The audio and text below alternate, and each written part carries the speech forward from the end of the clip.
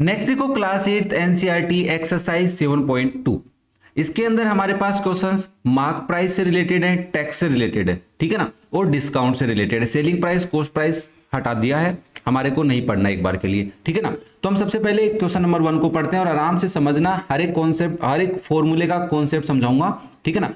During a cell, एक cell हो रही थी, ए shop offered a discount of 10% on the mark price. देखो बच्चा, हमेशा डिस्काउंट दिया जाता है, वो मार्क प्राइस पे दिया जाता है। भाई एक दुकान वाला 100 रुपए में चीज खरीद के लाया, ध्यान से सुनना, अब वो उसके ऊपर कुछ पैसे लिख देगा। जैसे मान लो उसने 150 रुपए लिख दिए, कितने रुपए लिख दिए बच्चा, 150 रुपए लिख दिए हैं, तो लिखने को हम बोलते हैं मार्क प्राइस। खरीद के लाया वो दुकान वाला, तो उसके लिए कॉस्ट प्राइस। अब वो हमें देगा डिस्काउंट, तो डिस्काउंट हमेशा परसेंट में भी दे सकता है और डायरेक्ट भी दे सकता है। तो अगर डिस्काउंट परसेंट दे रहा है तो हम किसके ऊपर कैलकुलेट करेंगे, मार्क प्राइस पे। फिर डिस्काउंट देने के बाद हमारे पास आएगी selling price after discount. Discount के बाद हमारे पास जो सेलिंग प्राइस आएगी वो क्या बनेगी, वो बनेगी मार्क प्राइस में से माइनस करना पड़ेगा डिस्काउंट। तो पहली बात तो ये प्रोसेस हमें समझना पड़ेगा कि दुकान वाला खरीद के लाता है, उसको बोलते हैं कॉस्ट प्राइस। फिर दुकान वाला उसके ऊपर कुछ पैसे लिखे हुए होता है, एक स्टिकर चिपका हुआ होता है, उसको बोलते हैं मार्क प्राइस। फिर हमें डिस्काउंट मिलता है, डायरेक्ट डिस्काउंट पैसों में मिलेगा तो सेपरेट कर देंगे, और परसेंटेज में मिलेगा तो हम मार्क प्राइस के ऊपर कैलकुलेट करेंगे। फिर हम मार्क प्राइस में से डिस्काउंट अगर माइनस कर देते हैं तो हमारे को मिलती है सेलिंग प्राइस, जिसमें हम खरीद के लाते हैं। क्लियर है सबको ये बात। चलो फिर इस प्रोसेस को अगर तुम्हें समझ चुके हो तो ये क्वेश्चन बहुत आसान लगेगा तुम्हारे को। यही नहीं, इस एक्सरसाइज में जितने भी क्वेश्चन है सब तुम्हें आसान लगने वाले हैं। ओके, तो चलो फिर आपने कहा ठीक है सर, बात इतनी समझ में आई कि 10% मार्क प्राइस पे हमें को क्या मिलता है, ऑल आइटम, जितने भी आइटम वो खरीदेगा सभी पे हमें 10% क्या मिलेगा, डिस्काउंट मिलेगा। What would a customer have to pay, customer को कितने पैसे देने पड़ेंगे for a pair of jeans, एक जींस का पेयर दिया उसने जिसके ऊपर मार्क थे ₹1450, ठीक है। एंड दूसरी बात, 2 शर्ट्स जिसके ऊपर मार्क्स थे 850 ईच, मतलब एक शर्ट पे 850 रुपए लिखे हुए थे, तो ईच यहां पे लिखा है। यहां पे तो 1450 रुपए क्या है, 1450 दोनों जींस के हैं, पूरे पेयर के। बट यहां पे 2 शर्ट्स उसने खरीदी, बट एक शर्ट की कॉस्ट क्या पड़ रही है, मार्क प्राइस क्या लिखी हुई है, 850, ठीक है। इतनी बात समझ में आई। तो आप सबसे पहले इसका सॉल्यूशन कैसे लिखेंगे, सॉल्यूशन में आप लिखेंगे, देखो sir, discount percentage, discount percent कितना गिवन है हमारे को, 10%। ओके, मार्क प्राइस को मैं एमपी लिख रहा हूं, ठीक है ना। Mark price of pair of jeans, jeans के पेयर पे कितनी मार्क प्राइस है, ₹1450। And mark price of pair of jeans, अब ध्यान से सुनना, पेयर ऑफ जींस मैं कैलकुलेट कर रहा हूं तो मुझे एक जींस की मार्क प्राइस पता थी 850, तो यहां पे 850 को मैं मल्टीप्लाई कर दूंगा 2 से, ठीक है। तो मेरे पास टोटल पेयर ऑफ जींस की कितनी मार्क प्राइस उस टोटल 2 जींस की हो जाएगी, वो पता चल जाएगी। तो आप लिखेंगे 0, 5 2 10 और 1700। क्या इतनी बात क्लियर है सबको। अब इस क्वेश्चन को आगे करने के लिए 2 तरीके हैं, या तो तुम अलग से सेपरेट इसकी सेलिंग प्राइस निकालो डिस्काउंट सेपरेट करके, और फिर इसकी निकालो, या फिर दोनों को एक साथ निकाल लो। सर दोनों की एक साथ और अलग अलग कब निकालते, जब मैं कहता कि तुम्हें डिस्काउंट अलग अलग गिवन होता। अभी एक ही डिस्काउंट है 10% का और सभी आइटम्स पे, तो दोनों की सेलिंग मार्क प्राइस को ऐड कर लो, तो हम कहेंगे total mark price, total mark price of items.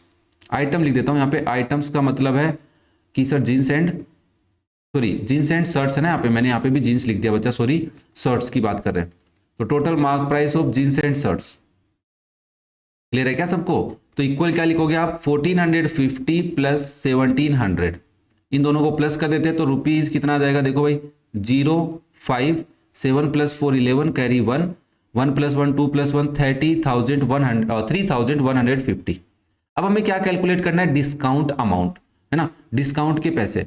तो अमाउंट ऑफ डिस्काउंट निकाल लेते हैं, अमाउंट ऑफ डिस्काउंट कि कितने पैसे डिस्काउंट के हमें मिलेंगे। तो हमारे को पता है 10% मिल रहे हैं, और डिस्काउंट हमेशा किस पे कैलकुलेट किया जाता है बच्चा, मार्क प्राइस पे। तो आप लिखेंगे 10% ऑफ 3150, तो 10% का मतलब 10/100 हो गया, इंटू 3150। देखो 10 से 10 कैंसिल और इस 0 से ये 0 कैंसिल, तो आपके पास आ गया ₹315। इतने रुपए का तुम्हें डिस्काउंट मिल रहा है अगर तुम उस दुकान से 3150 रुपीज का आइटम परचेज करोगे। तो हम कहेंगे अमाउंट पे, तो हमें क्या पूछ रहे हैं, what would a customer have to pay, तो customer pay amount equal mark price minus discount amount, mark price minus discount, formula लगा दिया हमने यहाँ पे। तो मार्क प्राइस कितनी है 3150, उसमें से 315 माइनस कर देते हैं। तो यहाँ पे 0 में से 5 गया तो 5 बचा, और 4 में से 1 गया तो 3 बचा, और 11 में से 3 गया तो 11 में से 3 गया तो 8 बचा सर, और फिर बचा हमारे पास 2835 रुपीज़। क्लियर है क्या? 3150 था, उसमें से हमने 315 माइनस कर दिया, तो 2835 रुपीज बच गए। क्लियर हुआ? समझ में आया होगा पक्का? नेक्स्ट देखो question number 2। The price of A TV is ₹13,000। एक टीवी की प्राइस 13,000 है। The sale tax charge on it is at the rate of 12%। उसके ऊपर एक सेल टैक्स चार्ज लग रहा है। सेल टैक्स चार्ज कब लगता है? जब दुकान वाले ने एक प्राइस डिसाइड कर रखी है, और जब वो तुम खरीदने जाओगे, मान लो तुमने 13,000 का टीवी खरीदना चाहा, तो दुकानदार अगर तुम्हें इस पे डिस्काउंट दे रहा था तो वो तो अलग बात थी, तो हमें यहाँ पे तो कोई डिस्काउंट नहीं मिल रहा, तो ये हमारे लिए एक सेलिंग प्राइस है। इसके ऊपर हमारे को क्या देना पड़ेगा? टैक्स देना पड़ेगा। दुकानदार के 13,000 पे नहीं आया है, दुकानदार ने तो इसकी 13,000 क्या रखी हुई है? एक प्राइस रखी हुई है, तो ये हमारे लिए क्या है? सेलिंग प्राइस है। ठीक है, कई बार इसको कॉस्ट प्राइस भी बोल देते हैं, बट टैक्स हमेशा सेलिंग प्राइस पे लगता है। जब दुकानदार पूरा बिल बना लेता है ना अपना, उस बिल को बनाने के बाद में हमारे को क्या लगाना है? वो टैक्स लगाता है। कभी भी आप चेक कर लेना, कोई भी मार्केट से सामान लाने जाओ तो बिल चेक करना, दुकानदार क्या करेगा? पहले अपना मतलब प्रॉफिट वगैरह सब ऐड कर लेगा, कहेगा इतने रुपए के हो गए और इस पे इतना रुपए टैक्स लगाए। कभी भी चेक करना तुम, ये बात समझने लायक है बच्चा। ठीक है, तो आप क्या करेंगे? ओके सर कोई दिक्कत नहीं है, हमारे को 13,000 में टीवी मिल रहा है और उस पर 12% टैक्स लग रहा है, तो टैक्स का अमाउंट कहां से कैलकुलेट करेंगे? इस 13,000 से ही करेंगे। तो amount the Vinod will have to pay if he buy it. अगर वो उसको विनोद उसको परचेज करता है तो कितने पैसे उसको देने पड़ेंगे? तो हम सॉल्यूशन में लिखेंगे, सॉल्यूशन में आप लिखोगे price of TV. Price of TV कितनी हमारे लिए? 13,000 रुपीज, रुपीज 13,000। और सेल टैक्स कितना लग रहा है? सेल टैक्स लग रहा है हमारे को 12%। तो हम यहाँ पे निकालेंगे पहले अमाउंट ऑफ टैक्स, कितना पैसा लग रहा है। परसेंटेज से काम नहीं चलेगा, डायरेक्ट 12 थोड़ा ना ऐड करोगे, परसेंटेज है ना। तो amount of tax, amount of sale tax लिख देता हूं मैं, sales tax will be 12% of 13,000। क्या बात समझ में आई क्या बच्चा? ये समझना बहुत आसान सा काम है। तो 12/100 हो गया, 12% को लिख दिया मैंने। ऑफ का मतलब मल्टीप्लाई इंटू 13,000, 20 से 20 कैंसिल, तो आपके पास बचा 12 इंटू 130। क्लियर है क्या यहाँ तक? 12 इंटू 130। अगर आप 12 को 13 से मल्टीप्लाई करोगे तो आपके पास आंसर आएगा 156, और साथ में लगा दो 0, तो ₹1560 तुम्हारे को टैक्स के देने पड़ेंगे। तो यहाँ पे हम लिखेंगे Vinod pay amount, okay, if he buy. अगर विनोद उसको खरीदता है तो उसको कितने पैसे देने पड़ेंगे?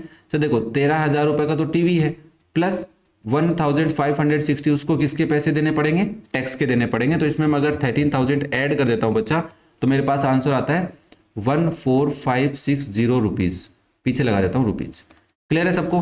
टैक्स किस पे लगेगा? सर दुकान वाला सेट कर लेगा प्राइस, उसके बाद लगेगा, क्योंकि दुकान वाला कभी भी टैक्स अमाउंट अपना प्रॉफिट देखे बगैर तो देगा ही नहीं। ठीक है ना? तो आपका ये हो गया क्वेश्चन नंबर 2। नेक्स्ट देखो question number 3। Arun bought a pair of sketch at a sale where the discount given was 20%। Arun क्या कर रहा था? एक पेयर ऑफ स्केच बाय करना चाह रहा था। कहां से? एक सेल से, जहां पे डिस्काउंट मिल रहा था 20%। तो भाई उस स्केच की कुछ प्राइस होगी, पेयर ऑफ स्केच की, उसके ऊपर 20% क्या लगा? टैक्स लगा, डिस्काउंट मिला उसको, और उसने लास्ट में कितने पैसे दे दिए उसको? 1600। ओके ठीक है भाई, ये सीधी सी बात ये कहना चाह रहा है कि एक शर्ट आपने खरीदना चाहा मार्केट से, उसके ऊपर कुछ पैसे लिखे हुए थे और उस पर तुम्हें को डिस्काउंट कितना मिला? 20%। और तुम कितने रुपए दे के आए उसको? तुम उसको पैसे दे के आए 1600 रुपए। तो बताओ उसके ऊपर कितने पैसे लिखे हुए थे? हम कहेंगे देखो सर उस पर x रुपए लिखे हुए थे, x रुपए का 20% डिस्काउंट निकालेंगे तो x माइनस क्या करेंगे? 20% of discount, that is x। ये जो प्राइस होगी, ये प्राइस किसके इक्वल होगी? 1600 के। सीधी सी बात है। तुम्हें प्रोसेस तो पेयर तो समझ में आया ना कि कैसे बनता है प्रोसेस, कि जो पैसे लिखे हुए होते हैं that is our mark price. पैसे लिखे हुए थे, उस पर हमारे को डिस्काउंट मिलता है, डिस्काउंट के बाद हम पैसे देते हैं। तो ये कॉन्सेप्ट हमें सीखना है। तो हमने कहा ठीक है सर हो गया काम हमारा, तो बहुत है आसान क्वेश्चन है। तो हमने सबसे पहले लेट किया, let mark price of pair of sketches.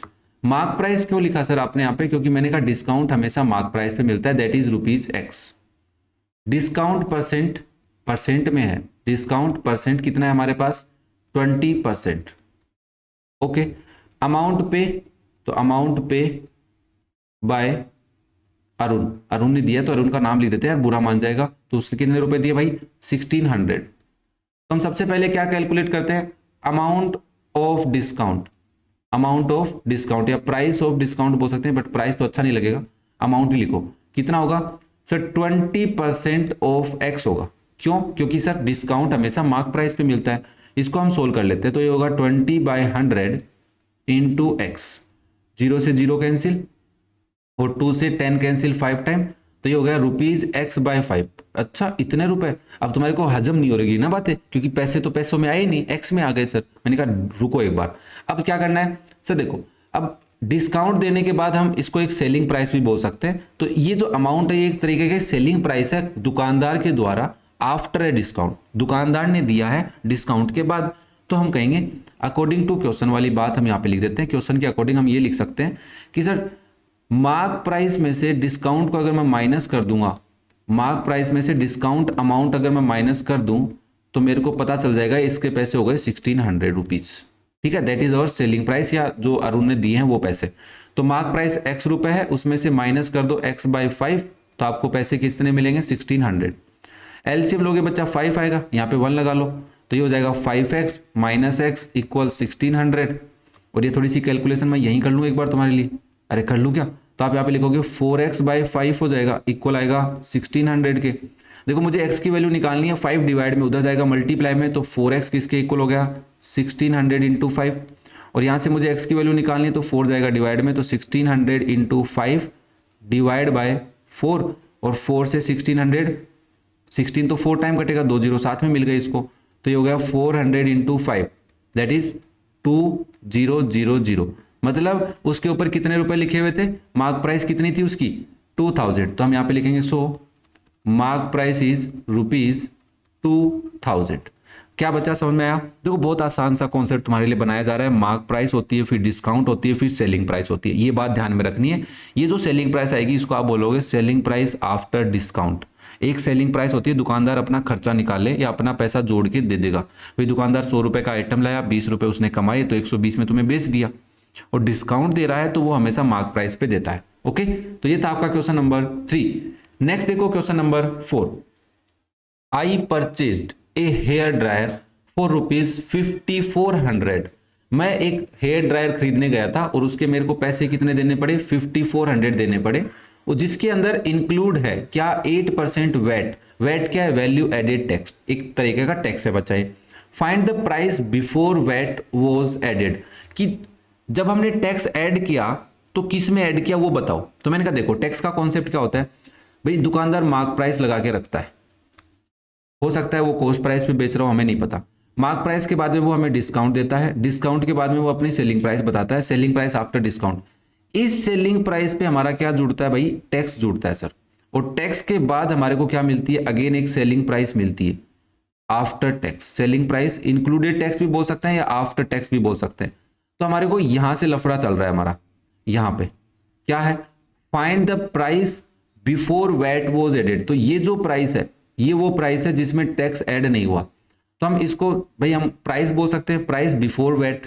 इसको क्या बोल सकते हैं बच्चा, प्राइस बिफोर टैक्स भी बोल सकते हो ना, टैक्स से पहले वाली प्राइस तो यही है हमारे लिए। तो हमें ये कैलकुलेट करनी है। तो आप क्या कहेंगे, देखो सर सिंपल सी बात है, एक ही सा कॉन्सेप्ट लग रहा है, कोई दिक्कत तो है नहीं, तो हम यहाँ पे लेट कर लेते हैं, सॉल्यूशन में लेट करते हैं, let price of hair dryer before VAT is ₹X। तो वैट परसेंटेज कितना है, वैट परसेंटेज है हमारे पास 8%, और प्राइस ऑफ हेयर ड्रायर हमें पता है इंक्लूडेड टैक्स, टैक्स के साथ इंक्लूड हो गए, इंक्लूडेड वैट, दैट इज ₹5400। तो हम लिखेंगे सो, तो देखो x क्या है, प्राइस है, इसमें से 8% माइनस करना पड़ेगा, तो हम निकाल लेते हैं वेट अमाउंट, टैक्स का अमाउंट कितना है, तो आप कहेंगे टैक्स का अमाउंट है 8% ऑफ जो प्राइस उसकी थी उस पे। भाई ऐसे तो है नहीं कि गवर्नमेंट ने फिक्स लगा रखा हो कि 200 रुपये लगेंगे, ऐसा नहीं, परसेंटेज पे लगा रखा है। तो जितने का प्राइस आइटम होगा उसके ऊपर परसेंटेज लगेगा। तो आप इसको लिखेंगे 8 इंटू 1/100 इंटू एक्स। तो इसको कैंसिल कर लो, 4 से कैंसिल करो, 4 2 जा और 4 से 25 टाइम, तो ये हो गए ₹2x/25। इतने रुपए तुम्हारे टैक्स के लग रहे हैं, ठीक है। तो अब आप लिखेंगे देयरफॉर, सो देखो प्राइस जो थी उसकी, उसमें से अगर मैं प्लस कर दूं टैक्स अमाउंट या वेट अमाउंट, ये बात समझना, अगर मैं उसमें वेट अमाउंट प्लस कर देता हूं तो मेरे को मिलती है प्राइस इंक्लूडेड वेट। ये कॉन्सेप्ट होता है, ये कॉन्सेप्ट तो मैंने समझ लिया था, कोई दिक्कत नहीं है। इंक्लूडेड वेट, बस इसमें वैल्यू पुट कर देता हूं, प्राइस कितनी है x रुपए प्लस टैक्स कितना है 2x/25, किसके इक्वल है 5400 के। मुझे बस इसको सोल्व करना है, तो सबसे पहले मैं एलसीएम लूंगा, 25 आएगा, इसके नीचे 1 लगाऊंगा तो ये हो जाएगा 25x प्लस 2x, किसके इक्वल 5400। तो देखो बच्चा ऊपर हो गया 27x, नीचे है 25, तो आप इसको ऐसा लिख सकते हैं 27x डिवाइड बाई 25 किसके इक्वल है 5400 के। और यहाँ से x की वैल्यू निकालनी है, 25 तो मल्टीप्लाई में जाएगा और 27 जाएगा डिवाइड में, तो x की वैल्यू क्या हो जाएगी 5400 इंटू 25 डिवाइड बाय 27। देखो 27 से 54 2 टाइम कट रहा है, तो पूरा नंबर 200 टाइम कटेगा, तो आपका आंसर आएगा x इक्वल्स टू 200 इंटू 25। 25 2 जा 50 होता है, साथ में 2 जीरो फ्री में आ गए, तो x की वैल्यू क्या आ गई 5000। और x आपका क्या है बच्चा, x हमारा है price of hair dryer before VAT, ठीक है ना, बिफोर वेट वाज एडेड, वो वाली प्राइस है। तो आप लिखेंगे so price of hair dryer before VAT was added equal ₹5000। 5000 रुपए का आइटम था, उस पे 8% टैक्स लगा दिया हमने, तो हमने 8% कैलकुलेट किया था, फिर ऐड करते तो आंसर आ जाता। मतलब इनडायरेक्ट क्वेश्चन तुमसे पूछा गया था। नेक्स्ट देखो question number 5, an article was purchased for ₹1239 including GST of 18%। ये भी एक तरीका का टेस्ट, जीएसटी भी क्या है, गुड्स एंड सर्विस टैक्स है, तो ये भी एक तरीका का क्या है बच्चा, टैक्स है अपने पास। ओके तो एक प्राइस, आर्टिकल की प्राइस परचेज किया गया है इतने रुपए में, उसके अंदर इंक्लूड क्या है, टैक्स है। अरे सर ये तो क्वेश्चन नंबर 4 जैसा हो गया, find the price of the article before GST was added. अरे सर ये क्या डरा रहे हो आप, मैंने कहा अभी कर दो फिर इसको आंसर। तो आप क्या लिखोगे, लेट करते हैं price of article before GST added. हमने कहा जीएसटी ऐड नहीं हुई थी तब तक उसकी प्राइस थी x रुपए, और जीएसटी परसेंटेज कितना गिवन है हमारे को 8% की 18%, सॉरी कितना गिवन है बच्चा 18%। तो हम यहाँ पे कैलकुलेट कर लेते हैं amount of GST. Amount of GST की कितने पैसे लगे हमारे जीएसटी के, तो वो लगे 18% ऑफ x। तो आप इसको लिखेंगे 18/100 इंटू एक्स। 2 से कैंसिल करोगे 9 आएगा, 2 से कैंसिल करोगे 50 आएगा, तो ये हो गया आपके ₹9x/50। इतने पैसे लगेंगे सर हमारे। मैंने कहा ठीक है भाई साहब। तो अब क्या बताओगे, according to question price of article included GST. GST include करके उसकी प्राइस कितनी है ₹1239। तो हम लिखेंगे सो इसका मतलब ये है कि हमारे आर्टिकल की जो प्राइस थी x रुपए, उसमें जीएसटी के रुपए हमने अगर ऐड कर दें तो कितने रुपए हो जाने चाहिए थे, वो हो जाने थे 1239 होने चाहिए। यही तो बात कहना चाह रहा है कि आपकी जो आर्टिकल की प्राइस है उसमें आप अगर जीएसटी के पैसे जोड़ दोगे तो आपके पैसे वही बन जाएंगे जो हमें क्वेश्चन में गिवन है, price of article included tax या जीएसटी। इसको हमें सोल्व करना है, एलसीएम लेंगे सर 50 आएगा, इसके नीचे 1 लगा लो बच्चा, तो ये हो गया 50x प्लस 9x किसके इक्वल 1239 के। तो यहाँ पे ऊपर हो गया 59x डिवाइड में क्या है 50 किसके इक्वल है बच्चा 1239। अब तुम कहोगे सर क्या 1239 में, मैं एक बार सोच ही रहा था ऐसे कि 59 का डिवाइड जाएगा, मैंने कहा जरूर जाना चाहिए, अदरवाइज तो फिर क्वेश्चन डेसिमल में आएगा।